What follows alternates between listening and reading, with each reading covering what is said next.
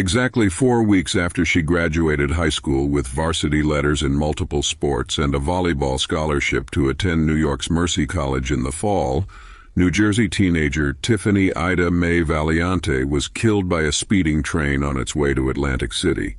The 18-year-old's death shocked the tight-knit community of Mae's Landing, especially after it was quickly ruled that she had deliberately jumped in front of the train.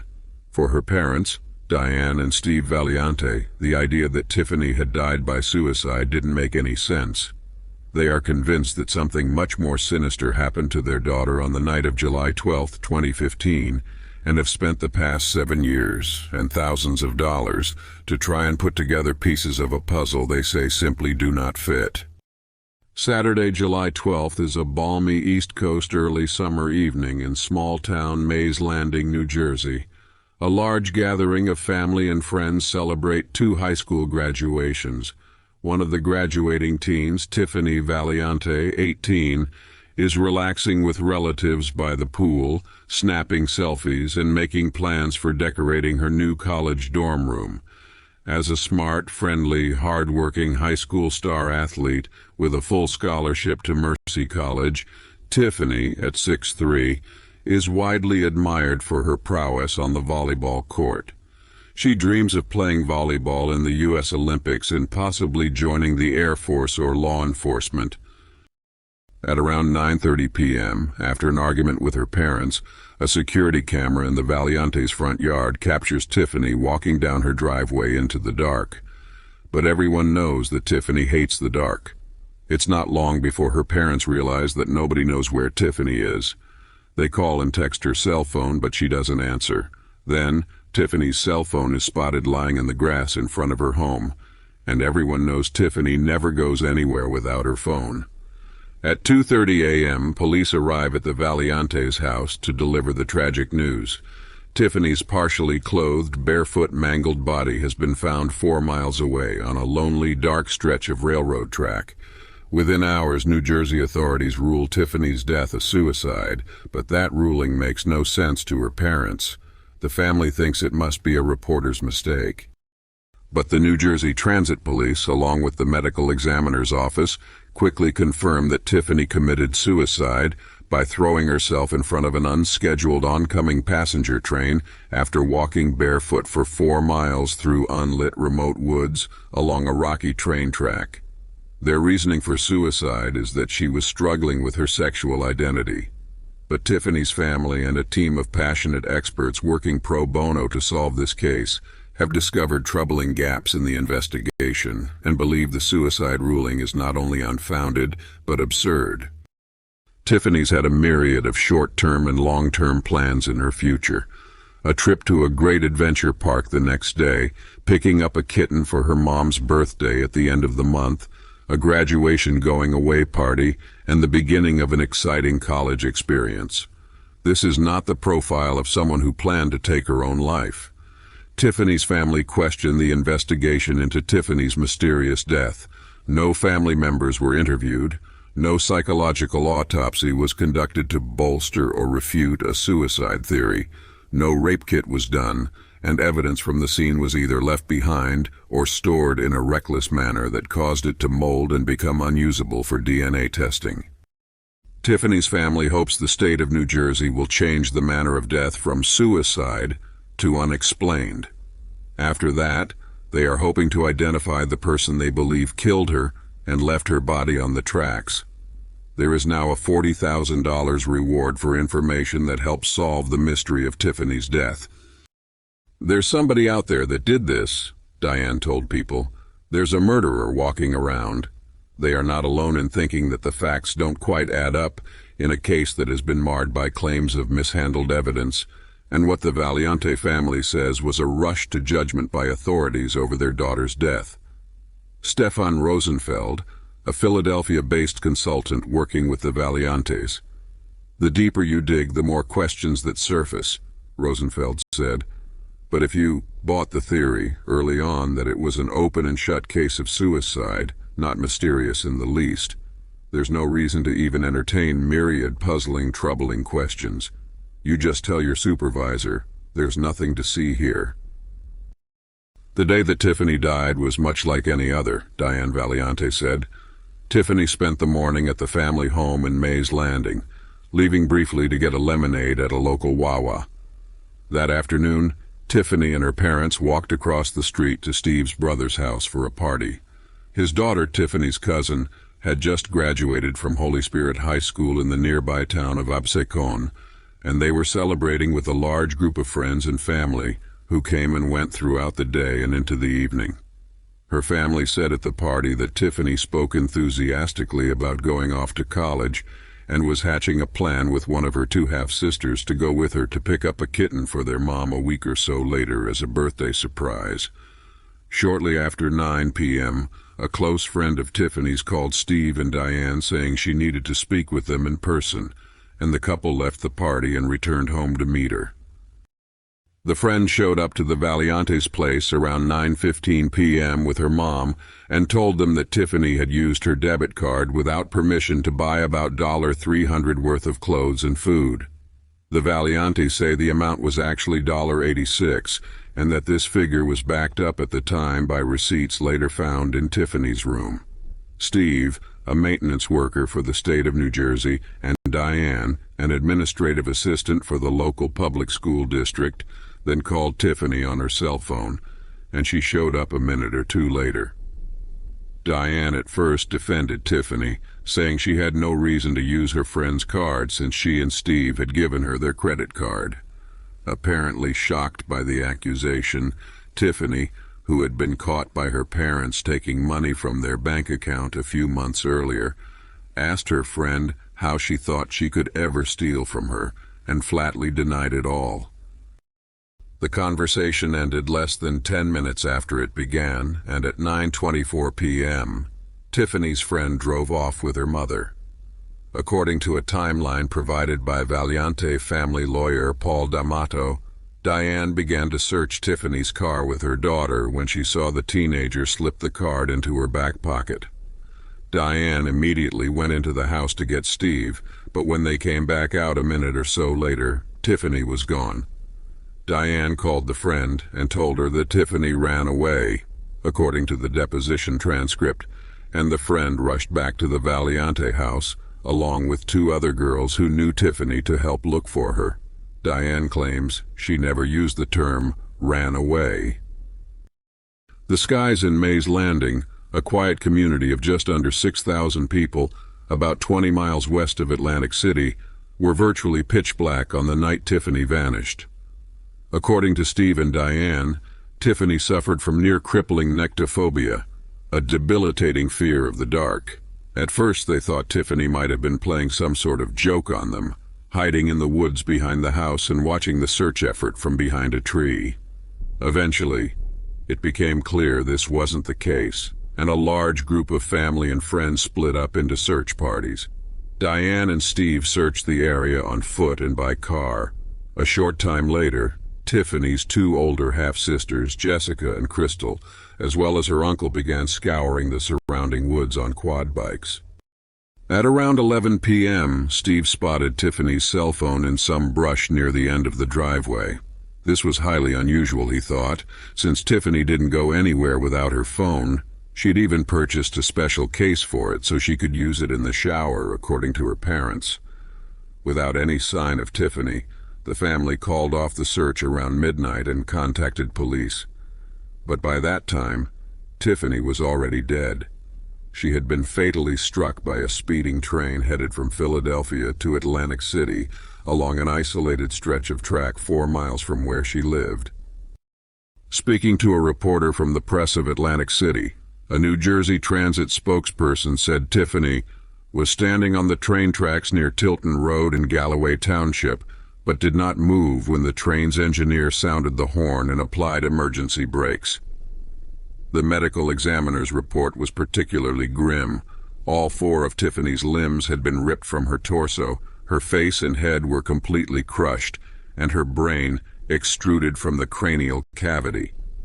The report, issued 6 days after Tiffany was killed, listed the cause of death as multiple traumatic injuries. Tiffany's torso was clad only in underwear, and her feet, which were severed completely from her body, were found without the shoes she left home in. Apprentice engineer Marvin Olivares, who had been on the job for a little over a year, was at the controls of NJ Transit Train 4693 that night. As he accelerated up to the 80 miles per hour speed limit on the way to rendezvous with a disabled train, supervising engineer Wayne Daniels briefly stepped out of the cab to go over the rescue game plan with his lead conductor. "I had turned around to tell him, like, Bill, this is how we're going to set everything up," Daniels later told cops, according to a police report reviewed by the Daily Beast. "And at the same time that this was going on, I heard my student engineer blow the horn, put the train into emergency, and say, 'A girl had jumped out in front of us.'" The train hit Tiffany at 11:07 p.m., dragging and cutting up her body for about a quarter mile before coming to a stop. At the stroke of midnight, nurse practitioner Michelle Amendolia arrived on the scene and pronounced Tiffany dead. D'Amato has long been bothered by what he says amounted to inconsistent statements by both Olivares and Daniels in interviews with detectives. In a 2019 civil suit against NJ Transit that D'Amato filed on behalf of the Valiante family, he pointed out that Olivares was questioned 3 separate times by investigators, providing a different version of events each time. In one, Olivares said that Tiffany had darted out from the woods and ran onto the tracks, after which she was hit. In another, Olivares said he didn't see Tiffany until the train was right on top of her. In a third interview conducted under oath 6 days later, Olivares claimed he first spotted Tiffany from about a half-mile away, crouched alongside the tracks. She then stood up and dove in front of the train, according to Olivares. Daniels also gave conflicting accounts of what happened that night, D'Amato said. In court filings, D'Amato pointed to the statement Daniels initially gave investigators, telling them that he instructed the apprentice engineer to blow the horn and ring the bell as he put the train into emergency brake application. When he was subsequently put under oath, Daniels admitted that he had had his back to the cab while chatting with his conductor. Neither of them ever rang the bell, according to the train's black box, the lawsuit states. "The errors continued mounting for years," said D'Amato. NJ Transit detectives somehow managed to lose an axe with red markings found near the crash site before it could be tested. In March 2022, a forensic examiner hired by D'Amato found that the remaining evidence in Tiffany's case had been stored improperly by police, making it all but worthless for a new round of DNA testing. The shirt Tiffany was wearing the night she died had been stuffed into a plastic bag which was tied with a knot, leaving it covered with mold and scientifically useless. Other items, which had been outdoors exposed to the elements for a few weeks prior to being collected, made them similarly contaminated, according to a private DNA testing lab that D'Amato. There is, in fact, some evidence pointing to suicide. On July 16th, the Atlantic County Sheriff's Office sent out a canine handler with a bloodhound to conduct a track from the house she left from to attempt to ascertain her direction of travel. States and operations wanted to learn if Tiffany might have been picked up by a vehicle on the night of July 12th and driven to the train tracks, in which case the bloodhound would presumably lose her scent at some point between the Valiante's driveway and the point of impact with the train. "I advised all present that I did not want to know the location of the incident," the K9 handler wrote in the report. "I wanted to conduct the track blind and let my K9 partner lead the way and discuss the track when completed." Over the next hour and 10 minutes, the bloodhound led the handler from the Valiante's driveway along a 3.2-mile route that culminated in the general area of where the locomotive hit Tiffany. On a personal level, Diane said she and Tiffany had been having issues throughout the year preceding her death, but that she considered this normal teenage stuff, and that nothing that went beyond the typical problems teenage girls and their mothers often have. Yet the two had been bickering more and more frequently, and child protection officials in 2014 paid 3 separate visits to the Valiante home after one of Tiffany's teachers noticed bruising on her arm. Diane admitted to having caused the bruise by punching Tiffany after an argument. A caseworker recommended the pair seek counseling, which Diane and Tiffany agreed to do. Tiffany told the therapist she was neither depressed nor suicidal. In early 2015, roughly 6 months before her death, Tiffany came out as gay. She began dating a young woman in Philadelphia, and after an amicable breakup, struck up a new relationship with a girl she met online. At first, Diane told Tiffany that she was just going through a phase. However, she said she and Steve were accepting of Tiffany's sexuality. Some of the other girls in school wanted to experiment with her, he said, laying out one of the various theories that have been floated over the years, which may have upset certain girls and also certain guys. One classmate said Tiffany had been acting differently for a couple of months before she died, that she had been feeling distant from her parents, and that she was lonely. Another said she heard that Tiffany texted a friend the night of her death with a cryptic message. Just answer yes or no. Should I do it? A couple of Tiffany's friends told investigators that she had harmed herself, intentionally cutting her wrist and her leg on 2 separate occasions. One claimed Tiffany had been depressed, and suggested untreated mental illness may have played a role. Steve and Diane didn't buy it, and told investigators they thought these claims were untrue.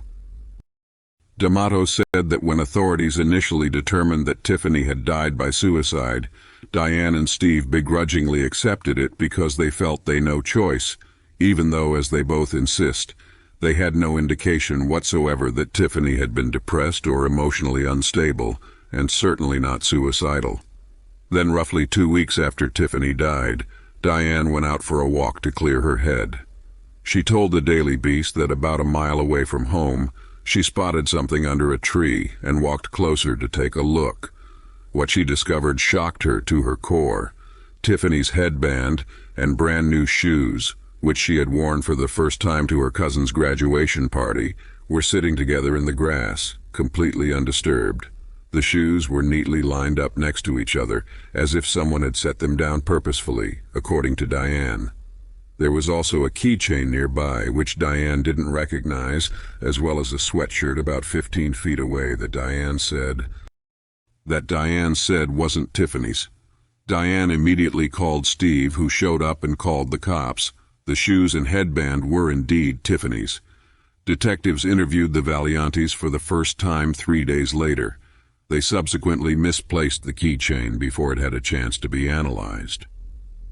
The police later asked Steve and Diane for access to a deer camera in their yard. On it, they discovered the last known image of Tiffany, who was seen walking down the driveway after the blow-up with her mom, wearing her shoes and the headband that Diane later found. After she found the shoes and the headband, Diane began to believe Tiffany was lured into a vehicle by someone parked at the end of the driveway, who then fled the area with her. She theorizes that her daughter escaped from the car and was chased onto the train tracks, jumping directly into the path of the 50-ton locomotive bearing down on her. Alternatively, Diane says, Tiffany's attacker may have killed her first, and then hurled her corpse in front of the train to destroy any evidence. An analysis D'Amato and the Valiantes commissioned in 2016 from Louise Hausman, a former senior investigator with the Atlantic County Medical Examiner's Office, also cast doubt on the official narrative.